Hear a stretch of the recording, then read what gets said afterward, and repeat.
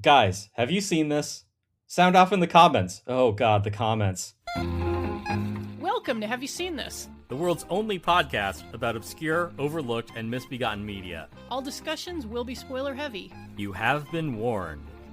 This show would not be possible without the support of our patrons. If you would like to support our show, join us at patreon.com/haveyouseenthis. Patrons get the show a week early, and $5 supporters also get access to our Discord. Or you can tip us at our Ko-fi. Visit the link in the show notes. Yeah, that's better than mine because mine was just, have you seen this? People are shitting up the internet with their movie opinions, and it's like, that's more hostile than fun. Yeah, that's kind of an own goal, too. Yeah. Should we be coming up on the thing? Should we see our audio? I can see your Yeah, audio. I see your audio. Oh, okay. I don't see it. It's weird. Well, But it's anyway. there. Okay. Yeah. Yeah, I mean, what very you low, weren't but you're even there. talking. I'm very low. I can turn myself up a little. Look at us fucking up their show too. Sorry. Like it's awesome. Well, has it started? We haven't started yet, right? Yeah, we have. Oh. Yeah. No, well, we're, Jen's gonna cut all of it out. Like, you wouldn't believe the things that we say that is not interesting to any audience. So Jen has to cut those out. So you're I fine. thought you were going to say you should hear the things that Jen cuts out that are just despicable, but That's, you know, well, six I of was one. I was leaving you a fig leaf. Jen, who are we? Who do we have on the show, and what are we talking about? Well, we're doing a special edition of Have You Seen This? This is Have You Seen This Guys edition because I invited two guys to guest on the show tonight. I have here Brian and Chris of the Guys podcast. Welcome, guys. Can I start this out real quick? When you asked us to do this and you said, I'm going to find the posts, I was like, for sure, because you would not believe the amount of people who are like, hey, you want to come on my podcast? And I'm like, sure, what do you want to do? And it's like, well, I figure you go find some guys. And I do that all the time. That's all I'm ever doing. Hey, you want to come to my job and fill in for me? Yeah, like that was the thing. I was like, I want to like sweeten the deal. So I told Brian up front, like, look, I'll do all the legwork on this. And honestly, I found so much material that, we're definitely not going to be able to fit it all into this episode. But I tried to skim the cream. Now, the first thing that I want to do before we get into some of these delightful comments from online is let me ask you guys. I sort of have an idea, but tell the audience. Brian and Chris, are you movie guys? Oh, get it, Chris. And I'm Chris, by the way.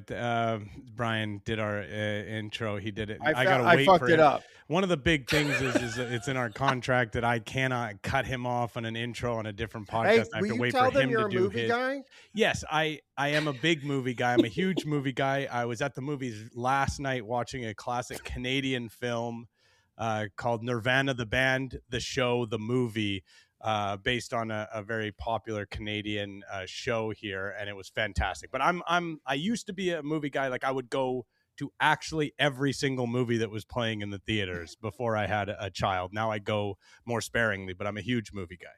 Nice. Yeah, you're just telling us that you bought 2 seats to go see a movie. Like, Well, I did not want that on the pod because I bought am 3 known as a seats. man of the people, and I'm known as someone who doesn't spend money but I'm also part of the Cine Club, so I get a free ticket every month and I get discounted tickets as well. So I did utilize that for a sold out show to get myself an empty seat beside me so I didn't have to be too close to anybody. If Yes. it was me, I would have given it to an underprivileged person. yeah, that really is the zen of Chris and Brian. And I should say to the audience that Brian is, of course, being modest because he did tell me before we started recording that he has a hard out tonight because he will be attending the Jonas Mekas retrospective at the Groveport Film Society. That's happening at the Oddfellows Lodge at 7 p.m. Tickets may still be available. So if you fuck with Jonas Mekas, get there because I know Brian does. I don't know who that. See, here I'm a movie guy, but I only like bad movies. There's No, literally No. Oh, Chris thinks I'm a cinema guy he's now. become this disgusting cinephile. One of these real, he has real air about him now. I'll tell you this conversation we had when I was talking about the film. What's it called again? The Wrecking one with Crew? Jason Momoa. And The Wrecking Dave Crew that Bautista. we both watched on Prime Video, Jason Momoa and Batista. And he said, "Oh, I enjoyed it, but I can't deal with these CGI car chases. I was watching some of the classics, the James Bond films, and it just has so much more impact when it's a real car chase with real collisions." And it was like the most cinephile thing coming from him.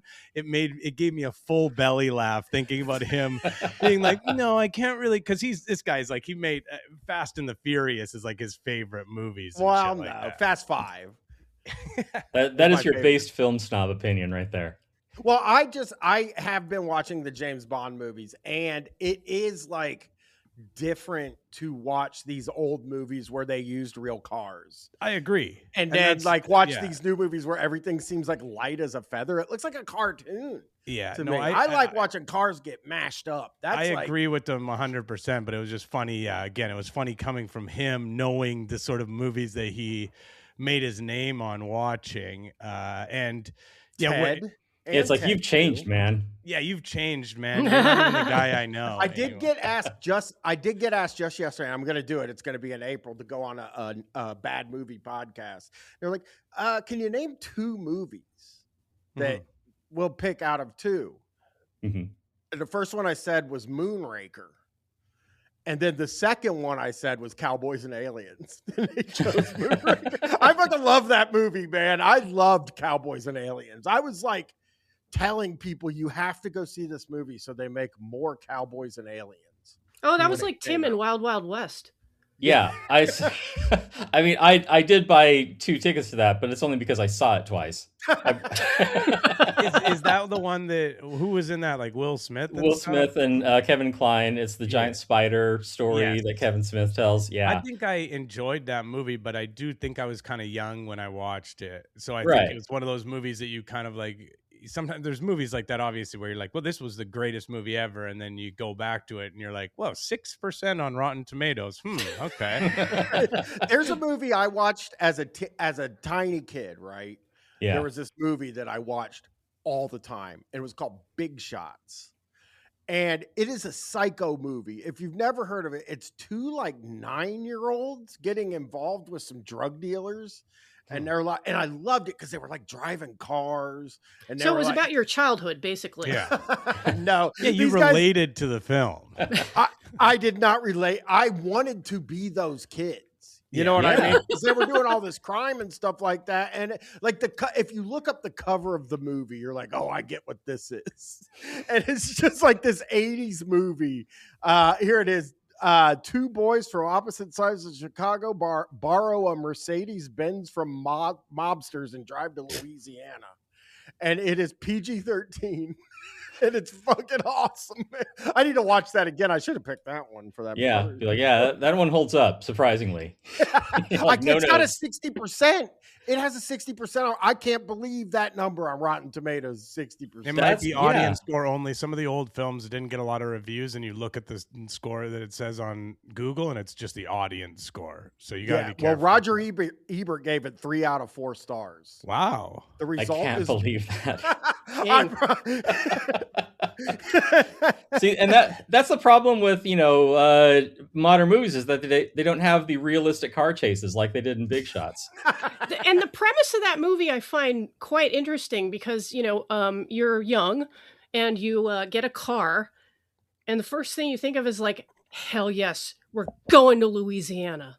Yeah, I don't even I don't even remember like why they're going. I just remember being like, I wish I was those kids. The only thing those kids didn't do that I love to do was smoke cigarettes. If they would have smoked cigarettes, that might have sent me down the path. I don't think they A could lot do that earlier. with child actors. I mean, I know they have those fake cigarettes, but I think that there'd be rules against that, having children actually It would have earned it smoking. an R. There is that Yeah. movie, which was on. It's been covered on both Mystery Science Theater and Red Letter Media. Best of the Worst is Incredible Melting Man, and there's a scene in that movie of kids like smoking cigarettes and like looking at Playboy magazine. Yeah. Do you guys Like- remember, like, though, a few years ago, a movie came out that the premise was that the kids, God, what was that? It was like an Apatow movie where the kids were like all horny and they were like really young, and people Oh, just Good Boys. rejected it. Yeah, people rejected that movie. Like, I watched it. loudly. I remember watching it in theaters. That was like, yeah, and I thought it had some good jokes and it was pretty funny. I think maybe even one of our past guests, Beth Stelling, might have like written part of it or something like that. But I remember it had some good jokes in it, definitely. But yeah, the premise, tough to wrap your head around and get behind, really. Yeah. Well, suffice to say, I think we can agree that we have 4 cinephiles present. So who better to assess these comments from online? And man, is there an embarrassment of riches out there. I just Emphasis delight. on embarrassment. Yes. Yeah, it's part of why I love guys so much, is I just love the shit people will say online. So I'm going to start us off, and this one's a little gift for Tim. This is Mhm. from a guy on Twitter. The only sample I have on Twitter, because I actually don't have an account anymore. But this is from, you know what? I'm not even going to name the guy. I'm going to follow Chris's preferred rule and like not put these people on blast with their unless, their display unless they have a names or real nasty names. name. If they have a nasty name, I'll the do thing it. I get on Brian about is when it's somebody's posting with their full legal name, and that's then funny. he's like, "Let's say their full legal name," and then we'll make fun of them. You know, that seems like a bit in poor taste. Right. Well, that's more of a Quora thing, and we will get to Quora Oh, good. eventually. Love Quora. Love Cora. The bottom of the iceberg, if you will. But this is from Twitter. And this is from some guy, and this person says, "Rewatched No Country for Old Men yesterday, and I am placing my head under the guillotine here by saying this. But making movies with ambiguous endings is terrible art because it shows the directors and writers' lack of decisiveness in making, defending, and completing their point. And by leaving it to the audience to guess what happens, they absolve themselves of all moral responsibility. It's how dreams on DHT, maybe it means DMT, DMT. or EMT, yeah, probably. or stories in Dickens' writing, despite the intense emotions and darkness, always end with satisfying conclusions." These Guys, guys. do can you I hate just thinking say- about movies? One, these guys always, I'll bet you this guy's never read one Dickens novel in his entire life. And he's just like, that's the model for everything. And two, I do like a guy that's so stupid that he can't draw his own conclusion. I heard I heard the Ben Shapiro today, him talking about One Battle After Another, and he just did not get that movie at all. Like, he Yeah, had that's- no capacity to Shocker. understand it. I do love that when somebody provides criticism for a film and you're like, oh, you didn't even understand at all what was going on. You were just totally confused and got upset about being confused.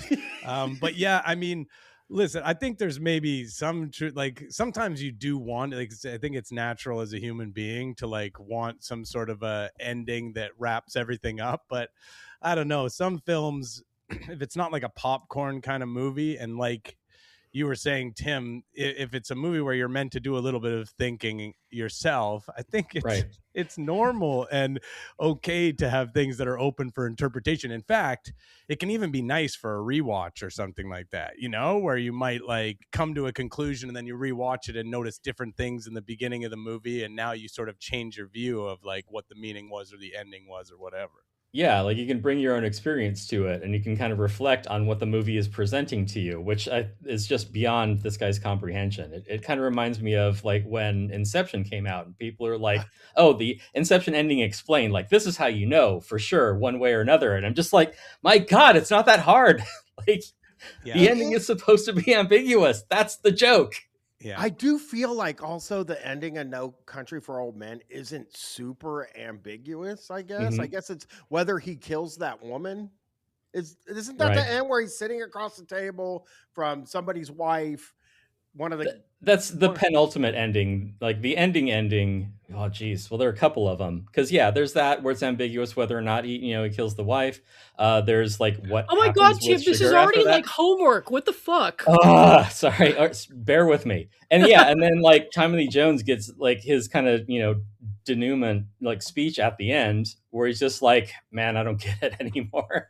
Yeah. I guess there really is no country for old men. I mean, I And they watched, live happily ever after. I The watched end. it a long time ago, so yeah, I don't feel like I like have that much insight. I don't remember enough of it. The main thing I remember about it, I think, like a lot of people, was Javier Bardem's performance in it, and that character being such a like memorable and fantastically evil character that Yeah. I love a movie where somebody is so fucking evil and horrendous and just the worst person you could ever imagine, and scary. How like that really sticks with me. And so I think that I think it doesn't have to. You can watch a movie too and just really, really enjoy the movie, and then have the ending be like, oh, I'm not really sure what happened, but I really enjoyed watching the characters and the storyline Right. as it developed. I think that's Yeah. a TV thing too. I will say this, like TV is like there's two separate types of endings that you can have. You can Mhm. I always say like you can have a Breaking Bad or a Sopranos. And I think way more choose the ambiguous ending for TV. And I think that's because they don't know where they're going. And that is a flaw, Oh, yeah. I think, with television. But with movies, the ambiguous ending is sometimes the point of the Yes. fucking movie. And Yeah, if you yeah, don't yeah. understand that, I don't know what to fucking tell you. Yeah, right. In a TV show, they don't know if they're doing another season or not. So it's like Yeah. sometimes, you have to Yeah. leave it a little open ended. You never know if you're going to get a fantastic second season like Hijack. That's Brian and I's favorite show right now. Yeah, there's, Man, that show rips. there's kind of like a back and forth, like which are you going to do something or not? Like, yeah, so, yeah. but I've been this whole time. I'm sorry, Tim, but I keep Yeah. thinking about this part of the comment where the OP asserts that dreams on DHT, as he put it, or what I'm guessing is DMT, mhm. always end with satisfying conclusions. Yeah, I listen, I haven't done enough DMT. I've done 0, so I can't really say for sure, but I would think that like mind-altering substances like that would have a lot of ambiguity to what you're. I mean, even just when I have a dream, Well, like yeah, like the defining characteristic of dreams, that they make sense and have satisfying endings. yeah, totally. Yeah. Maybe all I know about DMT is that you might encounter a real scary fellow. What's his name? The Jester. The Jester. I believe that's a DMT thing that He's a people real see. bastard. The Jester Oh, who will come yeah. into your psyche and just fuck with you to no end. That's Try the to only get you real have a thing. bad trip. Yeah, Oh yeah. man, is that on the is that an SCP entry, the Jester on DMT? I don't know what SCP. I don't know what that is. Oh, it's the that like creepypasta website. Oh no, this is a real thing. It's a Yeah, real. this is real. It's a It's real like- thing that a shared experience that people have. I don't know if it's been like spoken into existence because like Yeah, maybe like Joe like Rogan Slender said Man it or or something. something like that, and it's like, but a lot of people share that they have different images of the Jester, and we talked about it on one of our episodes. I think Arrowwood guys. Psychedelic guys. because Psychedelic that's guys, where I sorry. kept running into like, hey, the Jester showed up and he was Yeah, really and the Jester was like, this guy was fucked, man. Like, and they're telling all these stories. Like, this guy is just like, he is constantly making you feel like absolute shit. I'm waiting. I'm going to do some DMT. Gonna have the Jester show up and have him explain the ending to No Country for Old Men. Good luck. The Jester will give you the wrong end. He'll tell you some shit that just fucks with your head. Yeah, and Oh. he shares spoilers all the time. Oh like, my god, he's such a a spoiler. dick. He's an absolute spoiler fiend. And Chris, Yeah, he loves Chris that shit. with spoilers is the funniest thing because I can't ever. I'll be like, I went and saw this movie, and he'd be like, don't fucking talk about it. I don't know if you guys crazy are the about same it. way about this, but like, yeah, I think it's you can't help it sometimes. But I always find if there's a movie that I know I'm going to see, you know that this is a director that I absolutely love, so whatever he does, I'm going to see it. I prefer to see absolutely no trailer for it whatsoever and Sure, read no sure. synopsis at all and just go in completely blind. Yeah, I think well, that's I a think- great way. Yeah. Let me tell you about an early experience I had with Chris when we first started doing Guys. Maybe even before we started doing Guys, we were texting one time, and I was like, "Yeah, I went and saw Thor: Blood and Thunder," And Chris was like, "How is it?" And I was like, "It fucking sucked." And he was like, "Don't tell me that shit, dude. I don't like that stuff." Sucks. Yeah, no spoilers for Thor: Blood and Thunder. Don't I didn't say- even listen, tell I him a didn't know- spoiler. hey, I we- said it fucking sucked. Nobody knew it sucked then, right? Everyone thought it was going to be like the good Thor or whatever, right? Because Taika Waititi had done the good one, and everyone was all excited about it, including me. And then I just didn't want. I never want to go into a movie. I hate that. When I people know. will come in the chat, I and don't be do like, it "This movie anymore." fucking sucks," because I'm too easily like convinced of something or whatever. Like, it'll Yeah. get in my head, and I'll start going in with a negative attitude and looking for the negative things. I want to go in positively, believing it's going to be a good movie, even if it's not a good movie. Yeah, go in with an open mind. Yeah, it's which is fair, and that's funny you say that, Chris, because Tim and I have extremely strong movie opinions. We're a couple of haters a lot of time, but Oh yeah, I don't even like to get refined. Yeah, I don't even like to get in it with people on like social media. If they mention a movie I hate and everybody's saying, "Oh my god, like this movie ruled, it's so amazing," and it was something that I just really, really hated, I don't like to say anything because I'm like, what am I contributing to the discussion by being, well, actually, like, it fucking sucked. Right. And some of the movies I've hated the most that people like absolutely love, and I just keep my mouth shut because it's like, you know what? I'll save it for my show. Can you say some? Can you say a couple? Just a couple? Well, I'll say that like just the other day, because a friend of mine is a big Star Wars booster, and we were talking about some of the various spin-offs when we got to Andor, and he's like, "Well, you liked Andor, right?" And I'm like, "Yes and no." Yeah, because like I love the first season, but then when the second one came around, I loathed it so much, and spicy. Yeah. It was so long between them, by the way, Tim, that I tried to watch the first episode. I was like, I don't know who any of these fucking people are. Right. Like, I didn't know who any of them. I can't even watch Andor, to be serious for 1 second, because it really hurts my dad was a huge Star Wars guy, and he really wanted to watch Andor. He was like really excited about it, and then he very disrespectfully died before he could watch the show. So I can't, but I have heard that I've heard it's really good. I've heard Andor is really good, but then I thought you were gonna say the new Mandalorian with Grogu or whatever. I thought you were gonna talk about that. That I've seen a couple of trailers for that at because I go to the movies and stuff, and god damn, does that look like an absolute pile of shit. Maybe it won't be, but good lord, does it look visually just fucking terrible. It doesn't look like a movie, it doesn't even look like it's like just like cinematic. TV Yeah, it looks like TV. It looks like shot on a sound stage, like bullshit. Low. You know what? Maybe I'll be wrong. I think they should lean into it, and they should just shoot it exactly like a Universal television show from the 70s. Oh, like that Incredible cool. Hulk.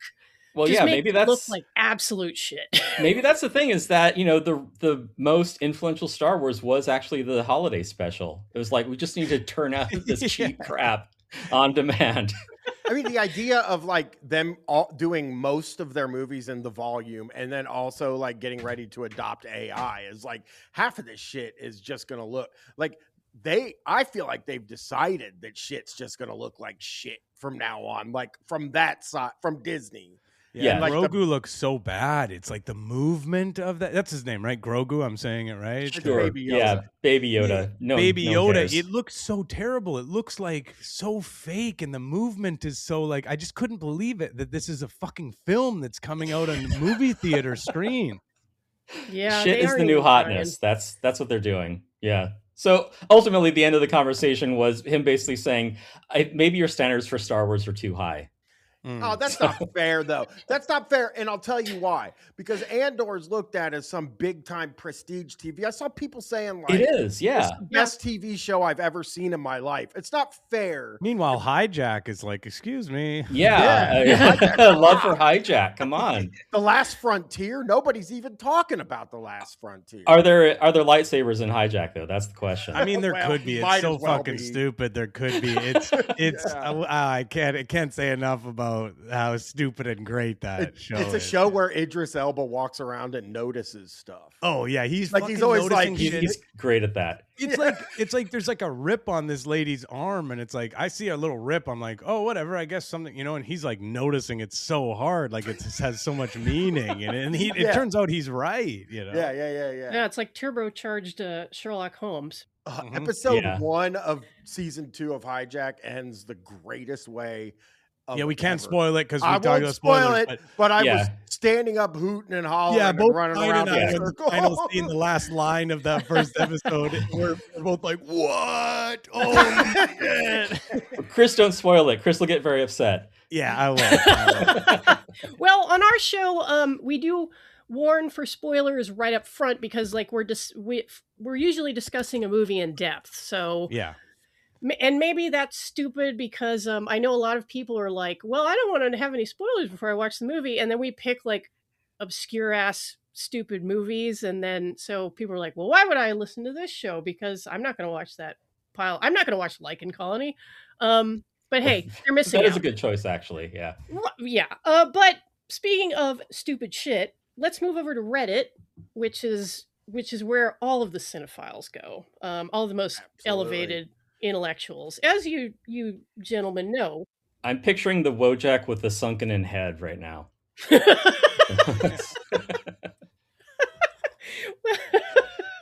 Average Reddit user.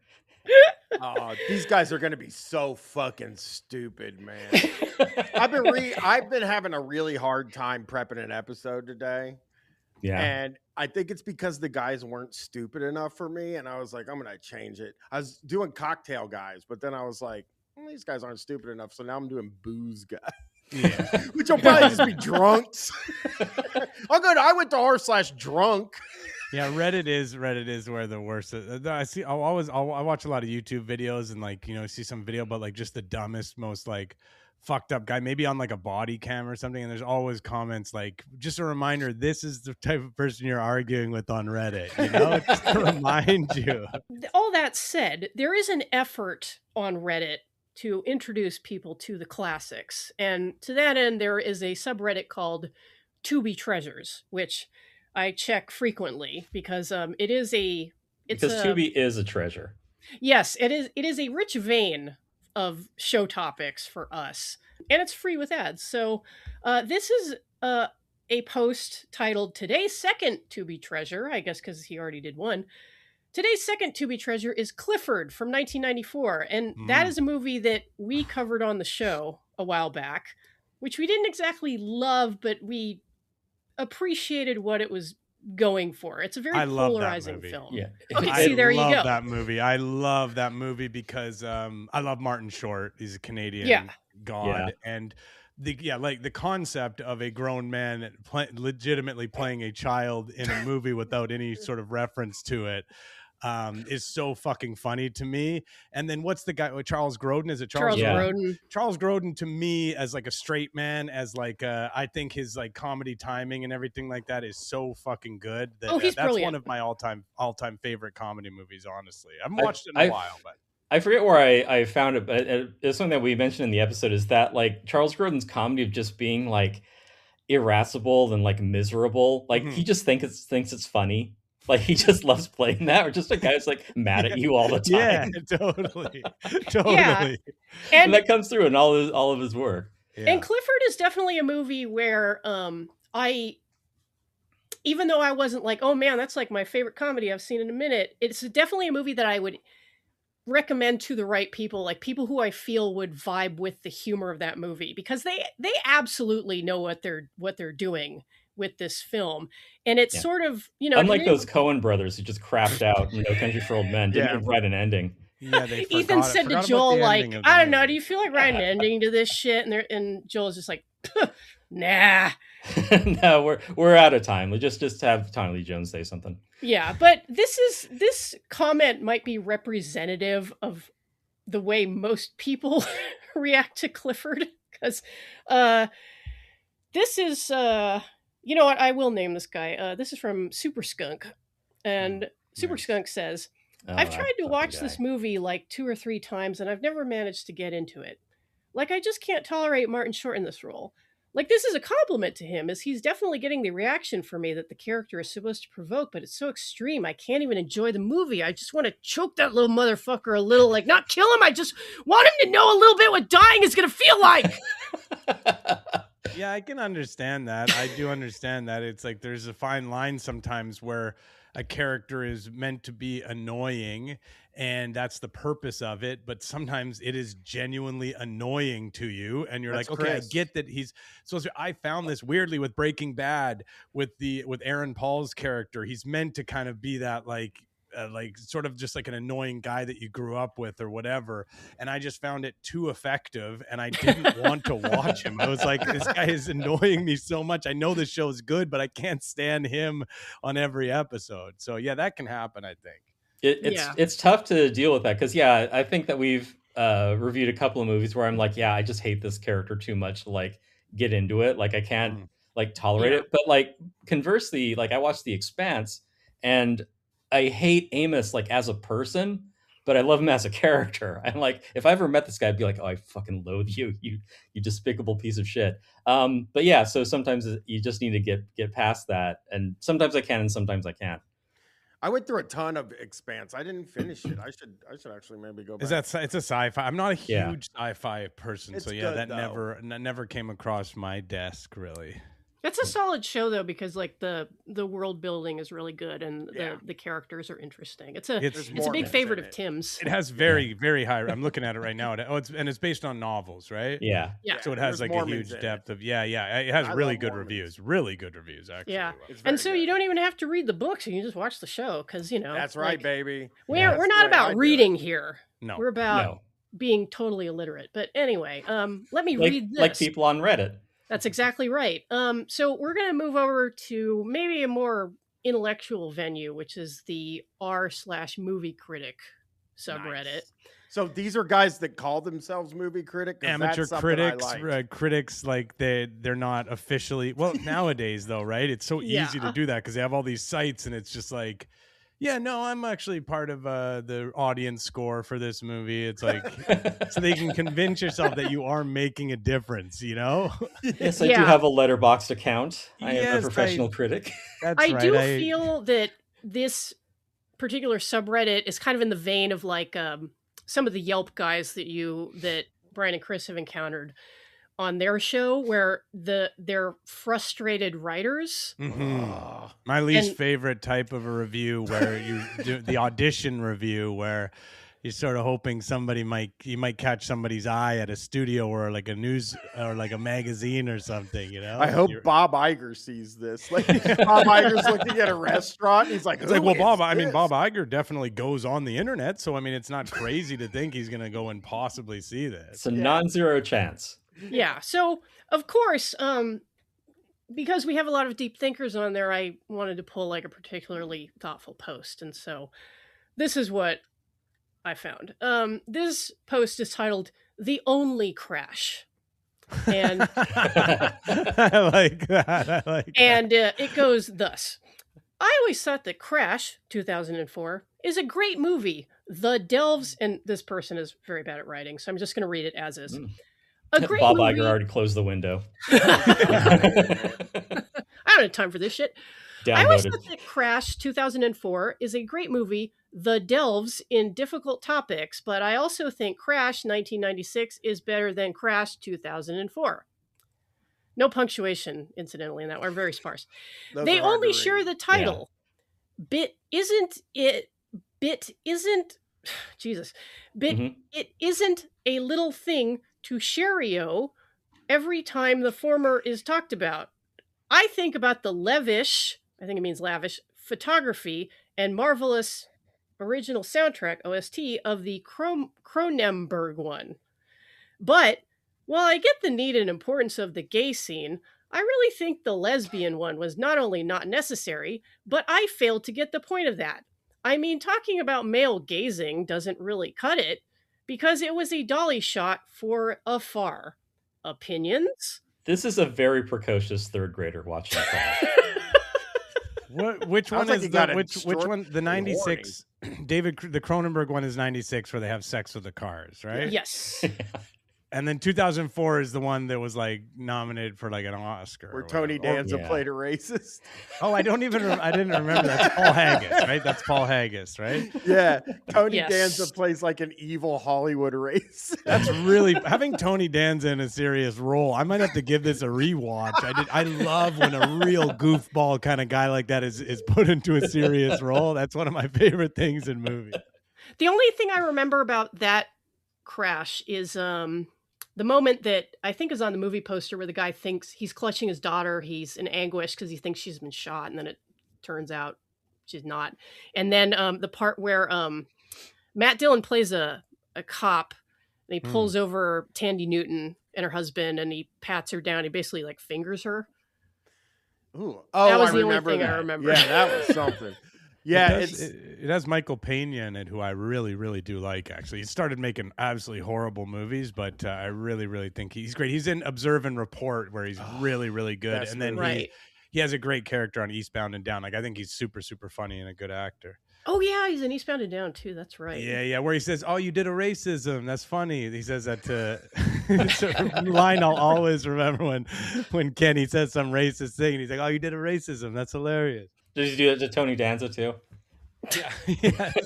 I'm trying to see if Tony Danza's in anything. He's in a movie called Re-Election. He's in I think you'll find he's in a show called Who's the Boss?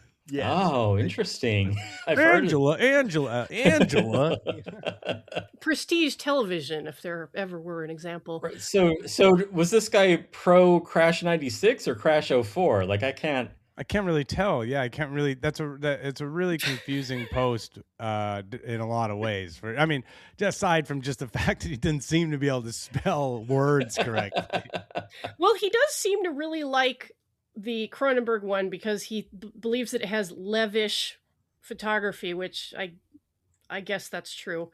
It is a great soundtrack. I actually genuinely love the soundtrack to that movie. He does have a little bit of a problem with The lesbian. scene. lesbian scene, which I don't know. I know. Brian, for one, would never have an issue with that. This guy's obsessed with lesbian pornography. That is such a weird thing.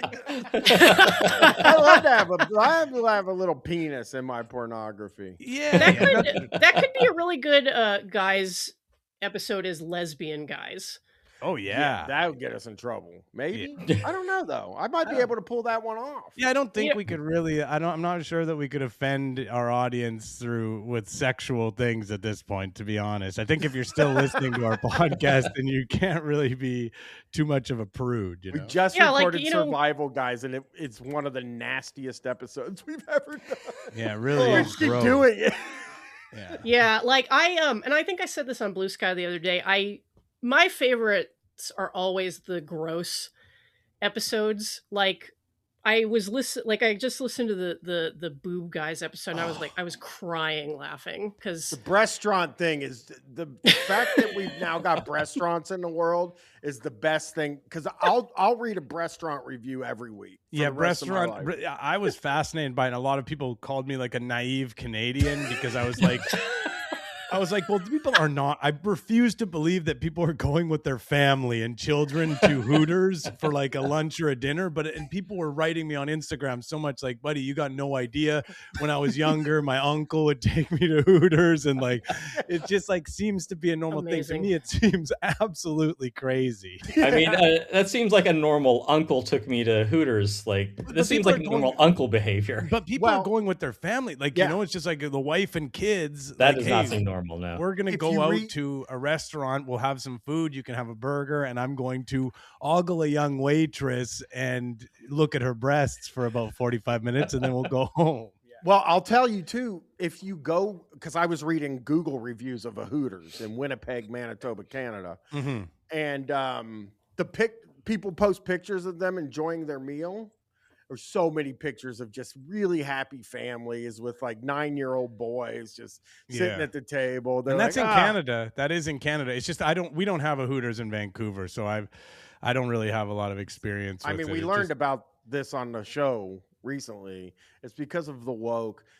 You're not going to get a Hooters in L.A. You don't get a Hooters in any any of of those these places. leftist cities. They've got everybody is wearing. Everyone is serving in a 3-piece suit, fully covered up.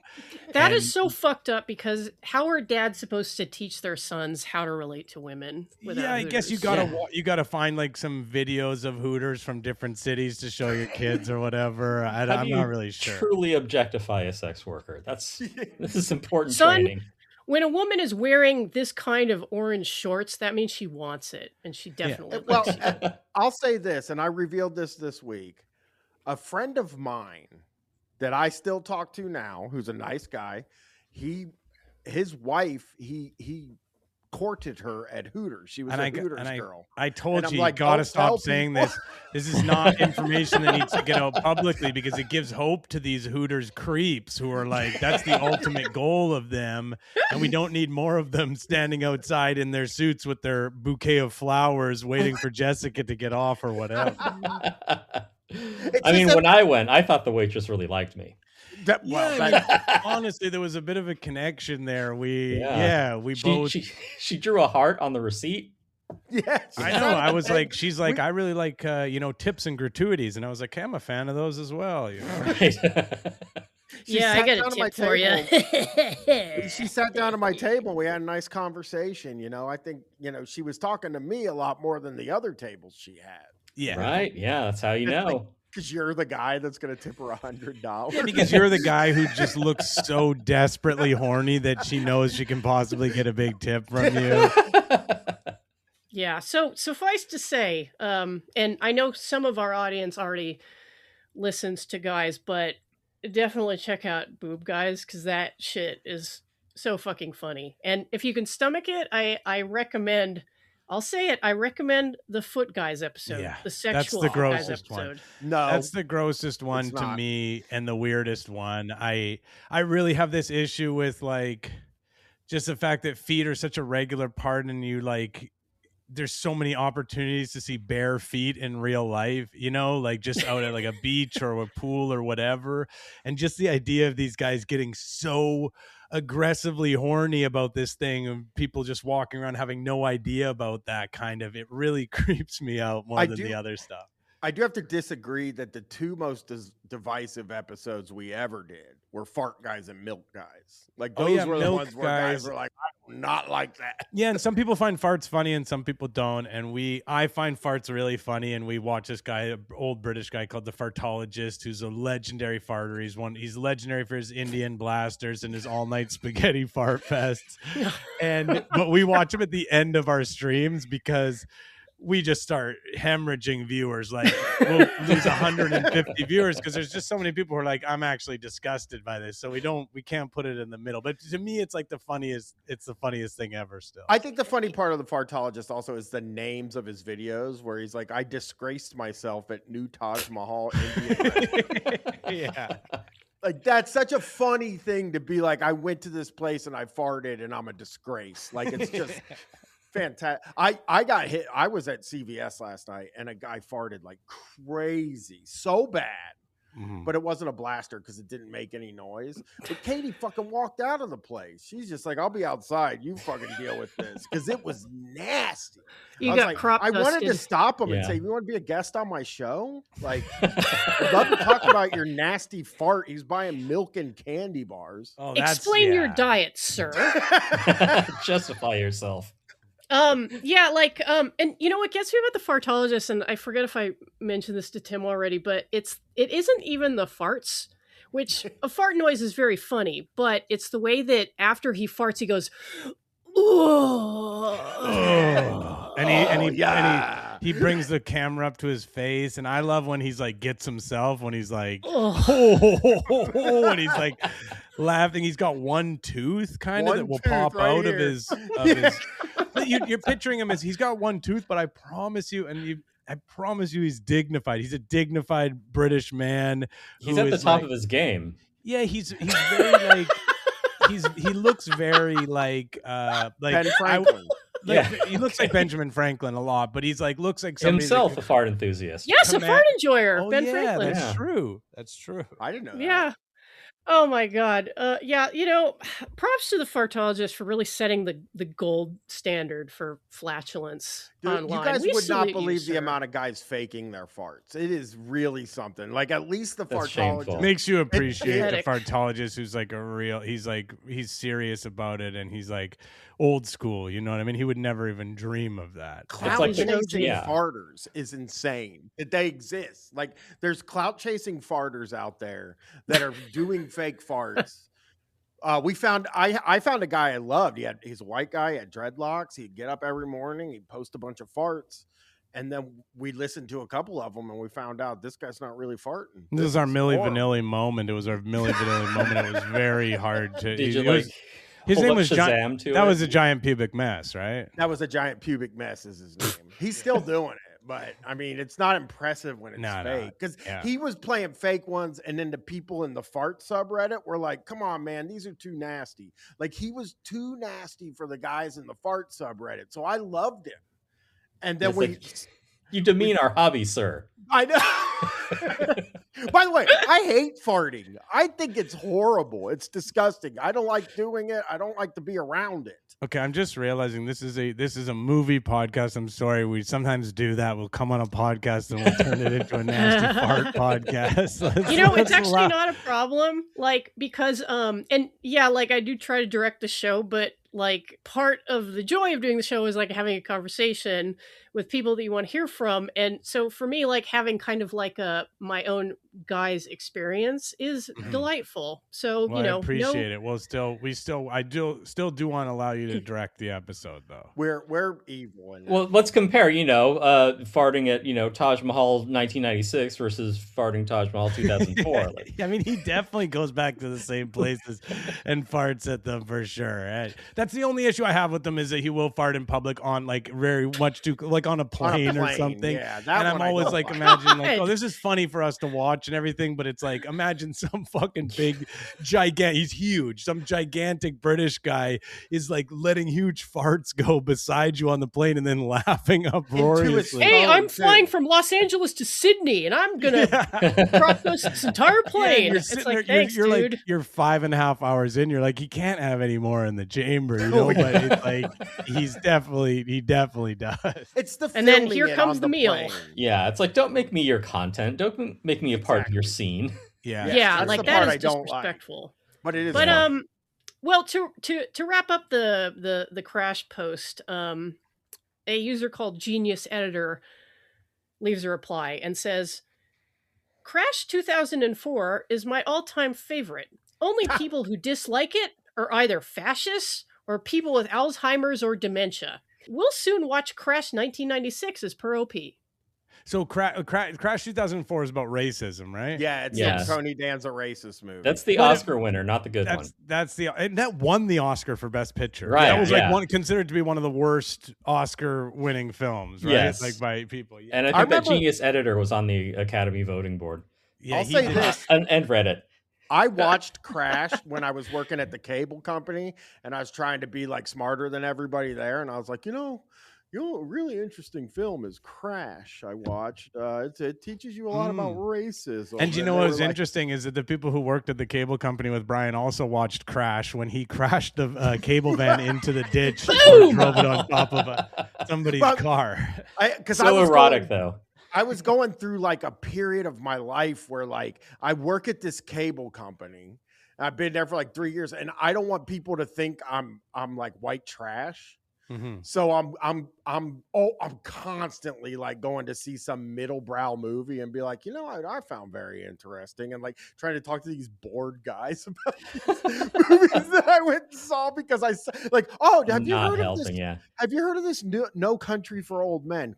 Quite an interesting movie. I've said that for sure. And the other one was There Will Be Blood. I remember just being like, I love There Will Be Blood. It's I a good really movie. think that's Good good. movie. I'm a big fan of acting. That's what I'll There's say. a lot Like, of acting in that movie. I'm a big fan of performances and acting, and I love and I also love Paul Dano as well. So I that hate one him. for me, I really enjoyed. Easy, I will forgive a Quentin. movie like that it'll have some holes in it or some stuff that doesn't necessarily work for me if the performances are very very good in it, and that's what I found about that. Well, what we have next, Chris, you'll like this because this movie is too many people and actors tour de force. Some disagree, but again, this is from r/movie critic. And the question is, what did you guys think about Casino 1995? I liked Casino because I was a kid and it was really cool to me, and it had all the cool guys in it and stuff. But I have not watched it like as an older person, so I can't. Yeah, I'm not sure how I'd feel about it now.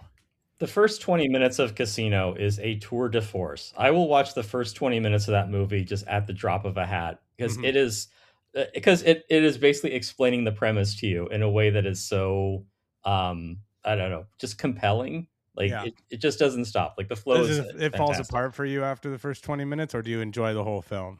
I mean, I'll watch the rest of it, but I mean, I am in love with like the first 20 minutes of Casino. After that, I'm like, it's stupid people make stupid decisions. I get it. I am very much like I love those movies, all of Martin Scorsese's movies. Like I love them all. I've seen them all. Well, most of them. I mean, there's some of them I'm not going to sit around. I'm not going to watch that one. With, you told me you thought it was incredible the way that they were able to like age down Robert De Niro in The Irishman. That's my favorite. That might be my favorite piece of media of all time is him beating that guy up. Him kicking him like he somehow seems like 30 years older with his movements than he actually is. It could be a comedy. Like you could make the Irishman comedy version. Yeah. And just do all the age down stuff and have him walk around. It would be the funniest thing. I think he had to do it in the huge lifts too, though, right? That was what made it a little harder for him to do the kicking, as well as he had those ridiculous lifts that he was wearing as well, because he's like, I feel like annoyed by those movies now, weirdly. Like I liked them at the time. I still like them, but I do kind of find them annoying for some reason. Like the way people talk about them, I find like, God damn, man. Well, let's hear what I think we have a post maybe from somebody talking about Casino. Yeah, well, someone someone made the prompt, and this is one of the comments. Sharon Stone sucked. Seriously, she was out of her depth. Not entirely her fault. Marty has problems developing women characters that aren't 13-year-old hookers. Oh, okay. I've seen one other Martin Scorsese movie. Yeah. This gets back to what we're saying about people being annoyed by Clifford, because like Sharon Stone is great in that role because you absolutely hate and despise this person. Like that's acting. Yeah, she's Mets. Yeah. She's really good. That was the point. Some people do confuse it, I feel like, where they're like, oh man, she was awful. It was terrible to watch her. And it's like, well, yeah, that was the purpose of the character. But also, I will say, like, he tries to pass it off on, sometimes the guys go to a movie, they don't even realize that they hate women. Yeah. You know what I'm saying? Like, they haven't realized that fully, but they're just like, God, I hated this fucking Breaking Bad. The wife is just as, what the hell? I wanted to kill her ass. And they didn't realize that it's like, oh, you have this deep-seated hatred for women that you have not come to terms with. Yeah. Well, Casino might be a Scorsese film that's a little divisive because, a lot of people like it, but a lot of people tend to argue about it. Like maybe they place Goodfellas above Casino, which, fair. Much like this person who says a decent effort, but ultimately marred by overlength, unlikable characters, and deja vu. It's really nothing special outside of the earnest acting. On a side note, I thought Jim Varney was good in it, but by the way, there's a bad movie. Ernest Goes to Vegas. Yeah. That is so funny to say, like a decent try, like just presenting it like that, like a Martin Scorsese film is like, hey, nice try, Marty. I see that you gave it a good college try, but it didn't quite work out for you. It is an extremely r/movie critic thing to say. Yeah. I find that Casino get on my level, Martin Scorsese. Casino to me is long. Like it is I think over it's long. when he started being like, let's make everything 3 or 4 hours, which I think is like such a fucking huge problem now with every movie. It is a huge problem. I used to love it. Yeah. Now that I have like a kid and I don't have that much time, I'm kind of like, oh, I can't really watch The Brutalist. I've heard it's great, but I genuinely don't have the time to do it. I like to watch a movie in one sitting, and it's very hard to do that, And it's also nuts because like you'll see the review of a movie that's like 90 minutes and all the reviews are like, it's fantastic. It's 90 minutes. Mhm. And it's like, why don't they do that more? What's When I was growing up, saying? 90 minutes when I was growing up was like the regular length of a movie. Yeah. You know I what think I it still is a lot, especially if you get outside. If you get to like lower budget movies or like, a lot of them tend Like to a be Kevin Smith. Yeah, it's 90 minutes. What's the one that is it Gravity? Is it with George Clooney? Is it Gravity? Is it the one where they're out in the spaceship? That to me is like such a fantastic 90-minute movie that's just like start to finish, you just get going and you never stop, and it's like just rolls by, and it's 90 minutes, it's like clean. And that one is I think one of the few like really short movies that it might have won the Oscar as well for Best Picture, but definitely was nominated. So I feel like I'm a bit surprised that more people don't try to do that. I feel like it's maybe like an artistic thing where like a director feels like, oh, if I make a 90-minute movie, that's kind of all the slop movies, all the like, kind of makes it seem like I didn't have quite enough ideas and I could only barely get in, like they want to make it 2 hours. Yeah, because a lot of time you'll see like an 80-minute movie or something that's like in that range, and you're like, oh yeah, they are clearly struggling. But Well, that's what I was going to say, because Petite Maman, is 80 minutes and is one of my favorite movies ever. Anyways. Well, that sounds like, a movie that is its proper length, like there's no fat on it.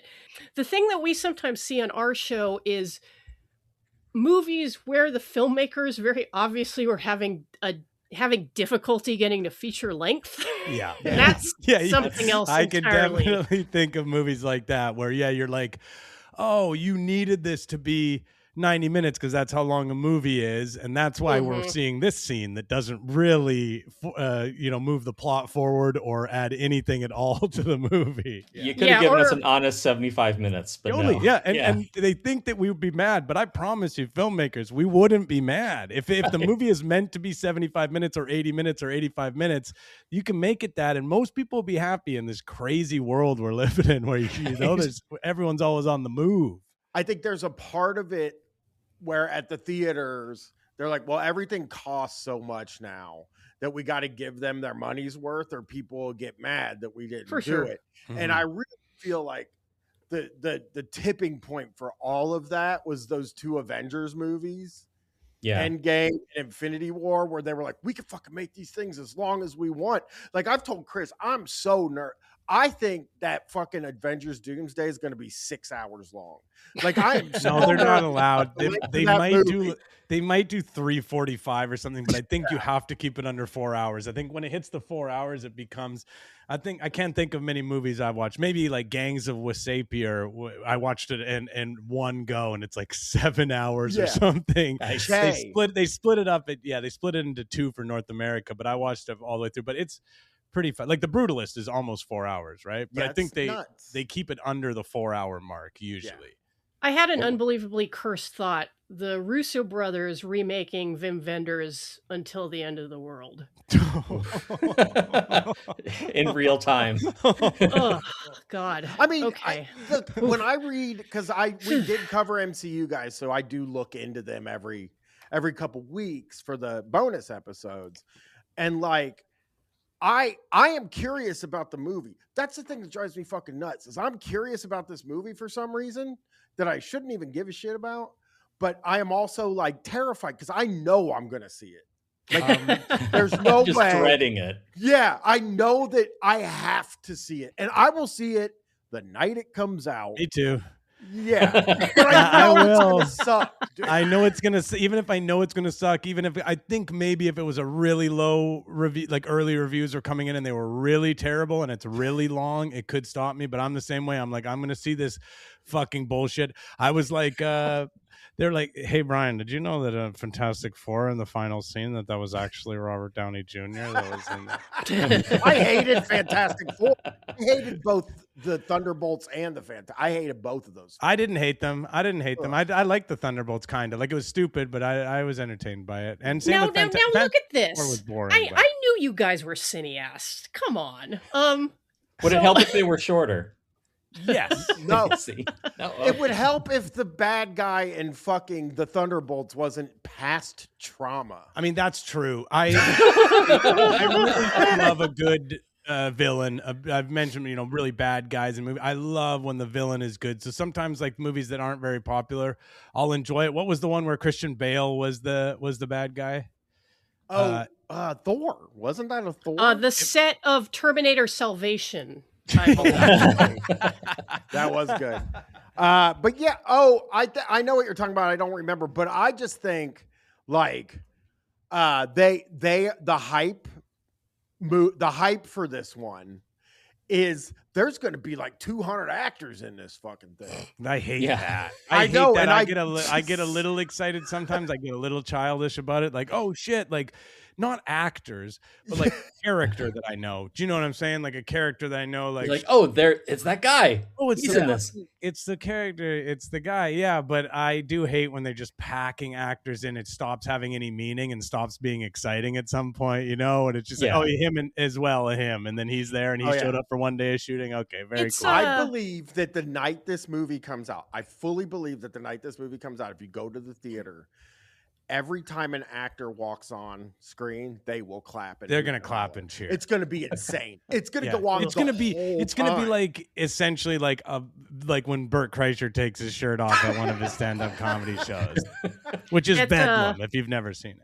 That's a deeply r/movies coded behavior, and I will get to that subreddit. But and I mean, like, that's fair and everything. But when I saw Casino in the theater and Joe Bob Briggs showed up, I was hooting and hollering. Like, oh yes, he's in this. Turning around to everyone, being like, "Right, what the fuck? Don't you watch a trailer park on Shudder that will exist in a decade and a half?"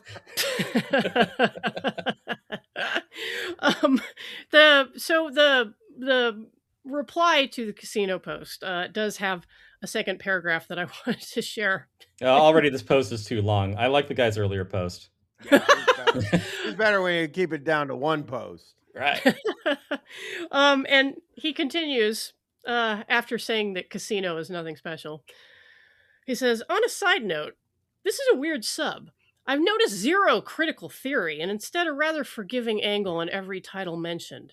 Love it, underrated, and classic doesn't necessarily provide much in the way of deep or insight. Could this be more proof that film criticism is dead? User was banned for this post. It's like, you're in the wrong place, dude. I don't know what to tell you. You're on Reddit. Like, you're on Reddit. Everybody on Reddit's stupid. Like every person that posts on Reddit is I feel that's not stupid. true. I gotta step in a little bit. Is like we talked about it on one episode that's coming out, is that Reddit is still a good area if you have like questions about a product or something like that, where people will share some like insight and you can see like upvotes and you can figure out what the best one is maybe. Yes.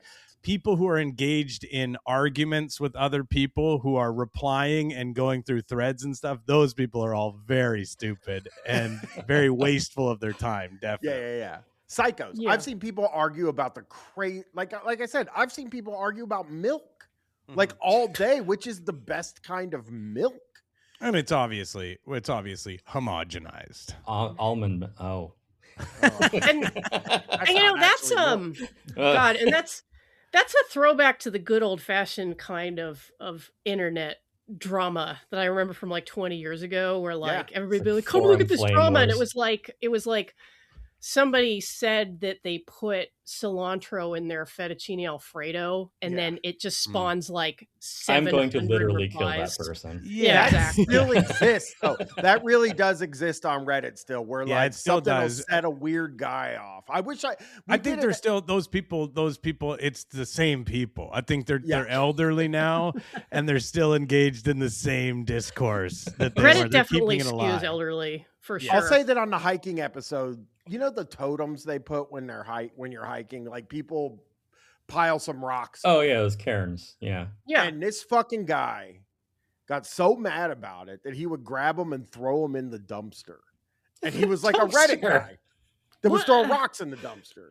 And I just remember reading it and being like, who cares about the rocks? Why are you so mad about the fucking rocks? You're throwing them away? Yeah. Yeah, like he doesn't even disperse the rocks to the environment they came from. He throws them in a receptacle physical, thus making more work for the guys who have to deal with that dumpster. It's like, I'm going to make this real heavy. Oh, thanks. Yeah, no dude. shit. The people have to pull out the trash from that. Like, what the fuck is going on here? It's like the heaviest bag ever. I really hate people despoiling this wilderness. Let me take rocks from it and put them in the actual trash. I mean, and this guy fought for hours because I read like the whole thread, and you can see like when they're posting, you're like, this guy's been sitting here for fucking hours, and these people were like, you're a fucking psycho, dude, and he was like, I'm fucking sick of this shit. Yeah, You Yeah, know, that it's is just so definitely weird. a deeply angry man. Yeah. Yeah. I mean, that's what I- I think a lot of Reddit. I think a lot of the like the movie critic subreddit or like very specific subreddits. I really do think that like they're run by the angriest guys in the world. Yeah, I don't think you're really like I'm not trying to be rude to you, but I don't think that's super insightful. I feel like that's pretty common knowledge that you're dealing with just a bunch of people who are getting out their like frustrations online. They're frustrated with their life in some way or another, and they can come on here and like use whatever knowledge they have to like lord it over other people and feel better than other people and just get anger out. you Yeah, know? otherwise they wouldn't be on the internet. No, they would be out fucking hanging out with their like Carl Tart. I don't know when this comes out, but yeah, the most recent one that we recorded was Boat Guys, and he talks about that a lot. Is that if you have a family and stuff, you should get off of Reddit in that way. You should not be arguing with people. You should be spending time with your family and doing things that make you feel like happy and better, so that you can be a better family person. So, And then you can Chris, learn how to fix your dryer on Reddit like that. Yeah, yeah. you just pop in and pop out. Yeah. true, but Although AI clearly, will like, the super height- stop that. Yeah. Well, hiking doesn't seem to be doing that guy any favors, though. I don't know what that guy. Yeah. I tried touching grass and I'm just angrier. Yeah. Grass. So, Chris, I guess you would agree with this this gentleman I just read who said that Brian's comment doesn't necessarily provide much in the way of deep or insight. That's correct. I think that it's very surface level, and I prefer to have deep, serious conversations about every single subject matter in my life. I just want to have deep. Yeah. As long as no one stacks any rocks on it, I think we'll be fine. Yeah. Fuck that shit. Yeah. Don't fake your parts either. That's Now, the big as main much- thing in my life. Yeah. As much as I know we would all love to spend just hours on r/movie critic, I did want to read a post I found and I do want to read the bulk of this post because I found it so heartwarming. And this is from the Red Letter Media subreddit. I don't know if Chris, you and Brian are familiar. Tim definitely is. I watch it sometimes. yeah. I don't watch all of them. I don't Guys know from what Milwaukee is it like who- it's like a YouTube channel or something? Yeah. or- Yeah. Yeah, They're pretty good. guys They're from kinda Milwaukee funny. who talk about movies, basically. Okay. Yeah, no, I've heard the name before, but I've never watched the channel ever before. Yeah, and I think on their current movie review show, Half in the Bag, they will occasionally speak at length about kind of how the experience of actually going to the movies has degraded significantly, post-COVID, especially. And so this is a fan posting on the Red Letter Media subreddit who titles his post, "Had my first annoying cinema folk experience, and it was kind of hilarious." And I honestly love this post. It's so it's adorable. The movie theater we visit is usually barely populated, but right now is old movies for $5 a week. I went to see 2001 because I never actually saw it on the big screen, and I expected the that's room to be almost empty. But it was screened in the main hall with the largest screen and best sound system, which is obviously a great choice for 2001, but it also attracted a lot of people. It was pretty packed, with many of whom I assume had no clue what kind of movie they'd signed up for. 2001 begins with a 3-minute black screen with music score sequence, which immediately caused a lot of confusion and audible bewilderment. Someone even went up looking for theater employees to tell them that the projector is broken, which added some light entertainment at the start of the movie. 2001 did come out at a time when, especially in roadshow editions of movies, you would have an overture up front, basically. And yes, it does start that way. Okay, so he continues. During the infamous ape beginning, the folk behind me to the left decided to make them a little bit more comfortable by laying out their bare feet on the edge of the seats in front of them. So I constantly had some disgusting feet a few feet away from my head. The guy quickly decided that this was maybe a little bit too much, so At least he quickly put the socks back on, which did not help with the smell. I think it made it even worse. Mhm. But thankfully, as the scene ended and the apes learned to behave more like civilized humans do, so did he, and he actually pulled back his feet entirely. That's very funny. That This is why you go to the movies. Yeah, have a movie speak to you so directly, so early on. And it just proves feet guys are everywhere. I mean, that's Yeah. despicable behavior, to be clear. I mean, taking your fucking shoes off and having your bare feet out Right. in any public setting that's indoors is completely fucking insane. I wonder if they were barefoot people or if they were just getting super comfortable, you know? Like Hey, it's a that- long Yeah, movie. that's a I lot. want to take my shoes off. I mean, that's yeah. crazy. I Yeah, mean, that- I Yeah. almost got in a fight when I saw Marty Supreme. Like, I almost got in a fight with a guy. Because he Drives me told you to put fucking your shoes on. no, he was talking on his cell on phone. Phone in the front of the theater, pacing by the screen. And Oh, and- fuck that guy. I mean, that's Fucking- insane behavior too. Yeah. I had, what did I go watch? I watched the new Jason Statham movie. Oh, The Working Man? No, the more Oh, the recent other one, Shelter. Shelter that's in theaters right now. Real Cranking him popcorn. out. Real and yeah, he really is. If you And will. there are, and I'll tell you what, these are the definition of the exact same movie in a different setting. It is just, but you know, I eat that up sometimes, and it wasn't great, but it was okay. But there was like this group of 10 or 12 young people who I believe were on some type of drugs like mushrooms or something like that, and they were like, they would not shut the fuck up, and they were like talking and like laughing and, you know, doing little in jokes and stuff, and I was totally okay with it. I was a little annoyed, but I was like, I'm at a Jason Statham movie. This is a fair way to behave at these movies. But Right. I find that, yeah, like, I disagree that what those people were saying, that the movie experience, at least for me, like in Vancouver, watching movies more recently, I found that movies are back where I am, and that the theater experience is actually quite good. And especially if you can go early on to a movie that has sort of a cult type following, you know, like the movie I just watched last night, Nirvana, the band, the show, the movie. If you can go early in that, where the real big fans of the content are there.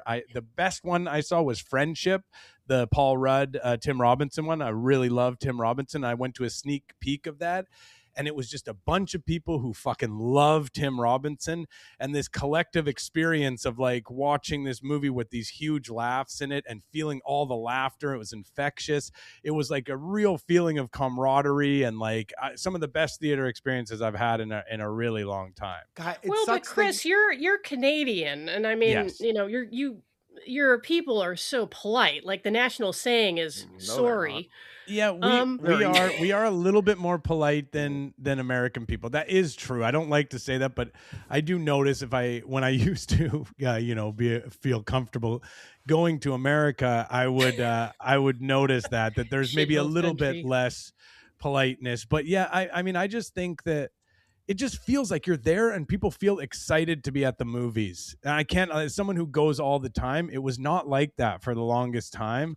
I wouldn't feel that. The theaters would be empty and people, you know, it just feels now like there's a real excitement around movies. So I think they're back. all the theaters in Columbus, Ohio, all of them are like 30 years old and not been upgraded in 30. There is literally no movie theater here that doesn't smell like armpits and have trash all over the place. And you're very positive there's rats running around. Yeah, in that sucks. That does. And We have it's just new. like, We I'm have like- like updated stuff. for Yeah, because sure. I'm like, can we get an Alamo Draft House here or something like that? Yeah, That 'cause, sucks. like- you guys are in Los Angeles, both Jennifer and Tim. Are Oh, you I both in love Los seeing Angeles? movies there. Yeah, because you Yeah. guys have a lot of options of old theaters that are sort of. I mean, the New Bev. Every time I go out there, I go to the New Bev. I think I saw a Cronenberg movie there last time I was there, and it was like a bunch of real proper Cronenberg nerds who were there Nice. and really excited about Well, it. And like, I And the really thing enjoy about that. the new yeah. Bev is that before Tarantino bought it, that was kind of a shithole because it was Yes. like they had the best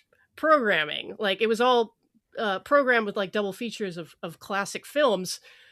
like I went with a friend to see Harold and Maude there, and you could barely perceive the opening scene because the cinematography was kind of dark, and their projector bulb was like so degraded. It was like, wait, what's going on? That's brutal. You physically can't even see the movie.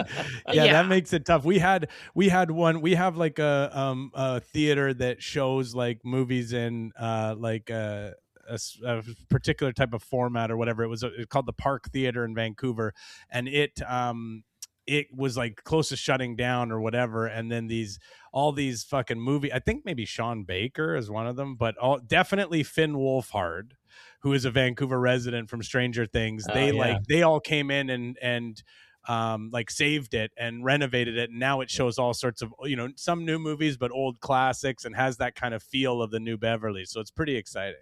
I mean, the last time I went to the theater by my house, the closest theater to my house, there's 10 urinals in the bathroom, and 9 of them were out of order. And the floor was That's easy choice. Right. Easy choice of which one to use. That's fair. That's fair. There's like people waiting in line next to like 9 urinals with plastic bags on them. It's just disgusting. They're all disgusting. I hate going. What's your favorite movie theaters to go to in Los Angeles, Tim and Jennifer? Well, I go to the Arrow a lot because they do Cinefam, or not Cinefam. They do Cinematheque programming there, and that's really near me. So it's like 20 minutes. Is it a nice theater? Is it like is it nice? Is it comfortable seats and clean? Yeah. It's not like fancy. Like I'd say like, you know, the Egyptian in Hollywood, if you want to slog over to Hollywood, like that's a really fancy theater. That's where I'm always at. I'm always just, if I'm in LA, I'm just hanging out at Hollywood Boulevard, usually in that sort of general area. I generally walk around, try to get noticed. Well, you meet the most interesting people there. I will say, you know, Hollywood Boulevard is a mixed bag, to be sure, but that probably is my favorite theater in LA because I have so many good memories associated with it, is the Egyptian Theater. Like that was where I first saw Lawrence of Arabia. No, actually, I'm lying. That's where I first saw Lawrence of Arabia. Yeah, because you and I went. Other people booed. Yeah, because the person who introduced the screening was like, "Yay, how many people are here like seeing Lawrence of Arabia again?" And everyone's like, "Woo!" You know. And then he was like, "Okay, well, who's here for the first time?" And there were like, you know, like a smattering of applauses or whatever. And then you hear the rest of the audience just kind of go, "Boo!" like disapprovingly. I hate it's like, that. What the fuck? They're here seeing it now. What is your problem? They're trying to get on your level. They're, you know, like they're trying. That is a classic movie nerd kind of attitude, though. You know what I mean? It's classic like, LA screening room behavior. Yeah, because that's where you get, and you know, it was kind of what killed. Well, not the only thing that killed the Cine family, because the Cine family had a lot of problems, but like. Everyone who went to see movies there was like so insufferable. Like Tim and I went to see Dogtooth, and there was a guy behind us who just like anytime anything violent happened, like he would just start laughing like ha ha ha ha. Yeah, the real hipster laugh. That like performative. Hey everyone, listen to me laugh. Yeah, like this is crazy. Am I right? It's so violent, but like I totally get what Lathamos is doing with it. I mean, I'm just amused. It's like, yeah, okay, dude.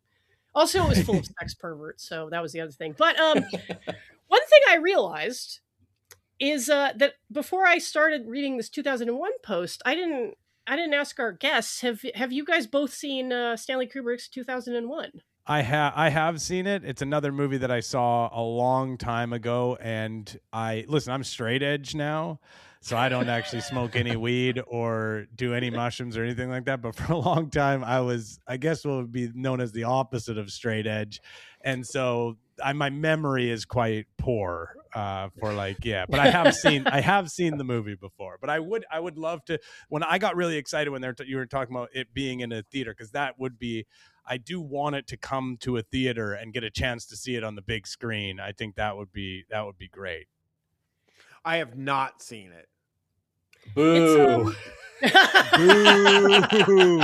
Can you get him off the call? Can we just keep this going? I don't know if it's strictly a Brian movie. But Probably but not. again, he's changed his tastes. I gotta tell you, he watches foreign films now Oh, sometimes. I've always watched foreign films with good reviews. Yeah, but he used to say to me, he said, I watched the film, it was pretty good, but I forgot to read the subtitles. So he would always say that to me. I was like, you gotta read the subtitles, man. You don't know the language. But don't you see, I- Chris? He was so wrapped up in the experience of pure cinema The that goes beyond the cinematography- verbal. Yeah, he's a big cinematography guy. He's just like, it Oh, was yeah. the most incredible movie I've ever seen. I forgot to read the subtitles and I absolutely loved it. Egan, Kotabawa, Sakaideki. Well, okay, so fair. So maybe Brian hasn't seen 2001, but Brian, I'm sure you're familiar with the broad parameters of it, and we all are basically, I think. The post continues, and as a reminder, like this is after the guy behind the OP has put his socks back on. But OP continues. I made a bet with my buddy that half the viewers would leave after the 30-minute mark, but to my surprise, not a single one left. And after all the food was gone and all the package and chewing noise died down after half an hour, the room was surprisingly quiet. Dead silent, actually, during the particular quiet Ava scenes. Only a pair of teenage girls always had to chuckle and laugh every time they saw the poor dead astronaut Frank Poole drifting through space. Guess it looked a bit awkward to them. They just like dark humor. Even the barefoot guy and his friends, who were quite loud and confused during the opening, became rather quiet as the movie went on. And when HAL 9000 was slowly being deactivated and started to sing his death song, one of them was so fascinated by the scene and the sudden realization of what was going on that he loudly shouted, "He's dying!" Yeah, that's fun. That's fun. Listen, I love that. the That whole guy is high as balls. At that point. yeah. I love the idea though that somebody would kind of go to this one of the most famous movies in the history of movies, Right. and just have sort of like be like, I don't really know what this is. I guess I'll give it a shot or whatever. Like that's what this guy was thinking. I think all of them would go in there being like, oh, this is a classic known as one of the best films ever by a lot of people. And so I'm obviously I've paid money for my ticket. I'm going to go watch the whole film, you know? Yeah.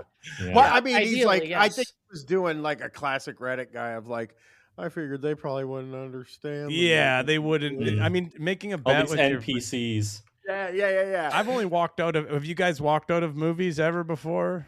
To my chagrin and my eternal shame, I did not walk out of the first Transformers movie. Okay, But but you two wanted movies. to. I wanted insight, to. You wish you had it. Jen, have you ever walked out of a movie? Geez, and this is extremely. Have you seen this? But I think Tim and I went to see a Radley Metzger film at the Okay. Hammer because we'd seen other Radley Metzger films. We're like, oh yeah, those are sick, like The Image or whatever. And then we're like, let's go see this. And it was so dull. We just got up and left. And also, the guy in front of us got mad at Tim for kicking his seat, which is weird. I wasn't 'cause- kicking his seat. I know Tim is well behaved in public. Like I've known him a long Right. time. Got my And- shoes on and everything. And the way the guy and in my mind, like I don't actually remember what the guy looked like, but in my mind he looked kind of like Stanley Tucci playing a character. So like a really Mm. annoying kind of guy. This guy turns around and he catches Tim's eye and just stares at him and he's like, "You're kicking my seat." And Me- Tim just goes, and the guy goes, "Stop it." If maybe yeah, he was like, real hostile. if the movie was really bad, maybe he was just like, he was in a really bad place. He was angry. He was looking to take out some of his, he didn't have an ability. He wasn't able to go online in that moment and Yeah. get angry at strangers on Reddit. So he needed to get angry at someone in person. Someone who was not kicking his seat. Yeah. you Right, weren't- yeah.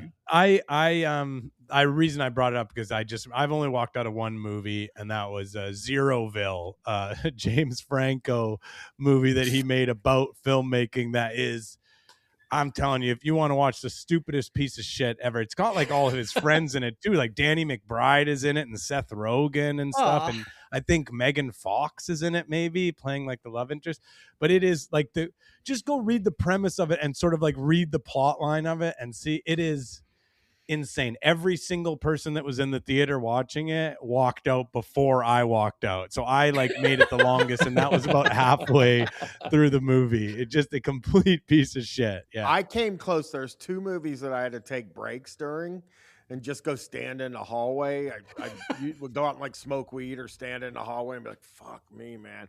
And that's year one. And the movie Public Enemies was Johnny Depp. Oh, Public Enemies was very bad. I watched that at home, and I would have walked. I stopped it. I like turned it off. You know, yeah. So I did I walked out into the fucking place and was like, oh my fucking God, this thing sucks. This is so bad. Year one is the comedy movie with like Jack Black, right? Yeah, it might be funny. No, it isn't. It's not. Okay, it's not. good. I'm sure it probably. It's really bad. It's really bad. Yeah. Because I hated that movie. Like, I truly thought it was the least funny thing I've ever seen. I just found it horrible. It had like people I like in it. You know, David Cross is in it. Michael Cera's in it, I think. Yeah, right? I like Michael Cera. Yeah, I like Michael Cera. It has 14% on Rotten Tomatoes with a 24% audience score. I used to, and it's made by one of the, I hate to use it, one of the Nepo babies, right? Like Jason Reitman or something like that. It's a Reitman. Harold. It's Harold Ramis. Harold Ramis. That's what directed I was shocked by that. It's horrible. Yeah. That's so funny. Yeah, I'm not quick to walk out of movies, but I do notice like there sometimes comes a point where I'm kind of doing the math where it's like, how much longer do I have to sit with this? Where it's like, if I'm thinking about me watching the movie and I'm not watching the movie, like, yes, maybe I should watch it. That is so relatable to me. And sometimes at home, what I'll do is I'm like, well, I've started this movie, so I'm gonna finish it, but I'll start fast forwarding through parts of it, you know, just to get to the end of the movie. Cause I'm like, I don't want to feel like I don't get, you know, I haven't like completed this, but I cannot, I'll like look at it and I'm like, an hour 15 left. No, I can't do an hour 15 long. Yeah. Ooh, yeah, you're right. If you start thinking like 25 minutes into a movie, like how much longer? Well, if you check, I think that's the thing is like when you're watching at home, if you check to see how much time is left, you should just give up because you're not going to like this. But I don't do it. I like I said, I'll fast forward and I'll like, oh, okay, here's a scene where something's happening that maybe I can watch and enjoy or whatever. I mean, I've already watched all of the James Bond movies up enough. We know. Up to Pierce Brosnan. I'm on GoldenEye now. Oh, yeah, classic. It's a bit of a tough stretch you're in right now. It does get better. I will say it. In my opinion, it gets better when Danny Craig gets in there, you know? I don't know, man, because my favorite ones are the Roger Moore ones because they're funny. You know what I mean? And I think they got rid of all of that. No, I don't think so. The Daniel Craig ones have humor in them, definitely. Maybe not as much, but they definitely have humor. Like there's winks. There's a lot of winking that's going on, I feel like, to the audience and stuff. I feel like the only thing I remember from Casino Royale is him ordering a martini and they're like, would you like it shaken or stirred? And he's like, I don't care. Yeah, but see, that's a wink. There's a wink. Switcheroo, yeah. I remember Casino Royale because I lived in the Bahamas, and it was for a while, and it was filmed at this like casino in the Bahamas, and so that was really cool to me because I knew the location. I had been there, you know, so I was like, "Oh, I love when I've been to the location." That's why I watch Traffic all the time. Filmed in Columbus. Yeah, there was some movie with Sebastian Stan that's about like cannibals or whatever. And it wasn't very good, but there's like a couple scenes where it's like, oh, that's fucking Maine and 17th. Like, you know, I've eaten. They said it was like, it makes me feel pretty good. Yeah, the movie Traffic was filmed in Columbus. And then there is a movie called I Am Wrath by John Travolta. By Arnold Schwarzenegger. Not by Arnold. Well, he's here all the time. He's coming in a couple weeks. But like it was John Travolta, and I was on Facebook at the time still. And most of Facebook was like, John Travolta's at the Spaghetti Warehouse. You need to get there now if you want to meet John Travolta. Like people were following him around town. It seemed like hell. Really? It seems like hell to film a movie here.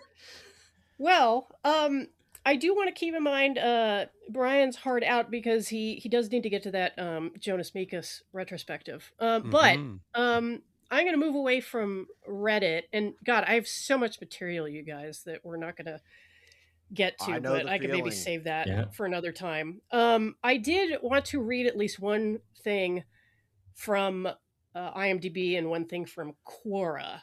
And I'll save Quora for last. I will say that I hadn't been a Quora in a while, and I did procrastinate on that because I'm legitimately frightened of Quora. My first time back last night, I logged in, and the first post I saw was titled, "Has a parent ever caught you with your sibling?"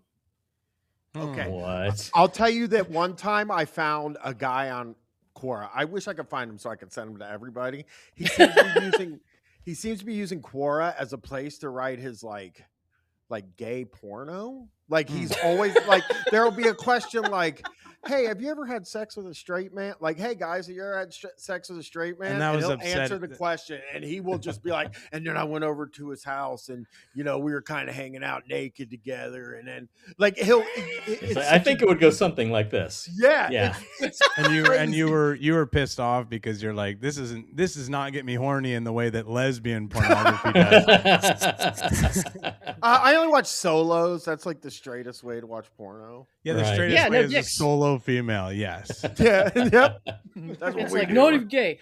And I do have one delightful exemplar of a Quora post, but I did want to read this delightful exemplar of an IMDb post, because IMDb reviews are, usually they're pretty boilerplate, but then occasionally you get ones that are just like, okay, this person is not like hitting All on all there. cylinders or whatever. Yeah. Yeah. But this was on a movie, and I don't even know how I clicked through to this movie, but it's a TV movie starring Mary Tyler Moore called Stolen Memories: Secrets from the Rose Garden. It looks like a good performance from Mary Tyler Moore in this, but this is a user who left this review in 2003, a 10 out of 10, titled, "I loved this movie. I saw this movie a while ago on the Family Channel, and I love it!" 2 exclamation points. "It was a pretty good movie, not one of those teen slasher movies, but it was cool how it was based in the 50s and everything. I've been constantly trying to find it at movie stores, and on the computer, it's like it disappeared, but then I thought, hey, look it up on IMDb, and there it was! 5 exclamation points. Is this written in all caps? If you ever have a chance to watch it, you probably would like it." That they finally let him out of his box, I guess. They let him see one movie. Yeah, the enthusiasm for such a little unknown TV movie is I love kind of that. sweet. I kind of like it, and you find something that you really, really love, and Yeah. I like these types of posts. Too much excitement. He's like Yes. that monk who never saw a woman before. And then he goes to see Mary Tyler Moore, and he's like, "Holy Mother of God!" Now, I will say, 2 people marked this review helpful. One That's found it good. unhelpful. I'm not sure why. But yeah, like I said, and I want to wrap it up with this extremely Quora-ass post. And I think it's a good way to put a capper on this episode. This is from a person calling themselves Antagonist. And it was on a Already, post I don't that like was- this guy. Yeah, fuck this guy. Well, Chris might like him. He likes a good villain. It was on a post that was something like, what's your favorite in this genre or something like that. And I found this comment. "For the most part, I can't stand movies. I don't watch them because I rarely find one that I enjoy. I've never been that interested in watching humans play make-believe. To me, that's something children do, not adults." Thank Dad you. write this? Thank you. That's so good. Yeah, no, I'm actually pretty serious about being a human being. It's not really a joke to me. I don't like when people Is my culture a costume to you? Yeah. Yeah, no shit. It's like culture as a human being, just a costume for you people.